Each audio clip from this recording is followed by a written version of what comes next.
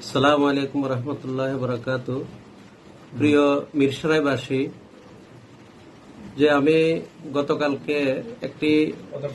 গতকালকে এবং আজকে ফেসবুকের মধ্যে একটি ভিডিও ভাইরাল হয়েছে। সেখানে আপনারা দেখেছেন আমার উপর অতর্কিতভাবে কিছু সন্ত্রাসী বাহিনী হামলা করেছে এবং সেই ভিডিওর মধ্যে দিয়েছে যে ওসমানপুর মাদ্রাসার অধিপত্য বা দখল করতে গিয়ে আমাদেরকে এলাকাবাসী গণপিটুনি করেছে। সম্পূর্ণ মিথ্যা।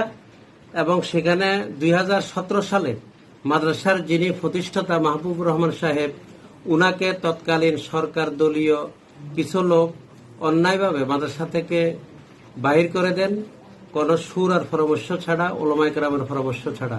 তখন আমরা মিরসরাই ওলামা ইকরাম প্রতিবাদ করেছিলাম সে অন্যায়ের ব্যাপারে, অন্যায়ের বিরুদ্ধে। তারা কিছুই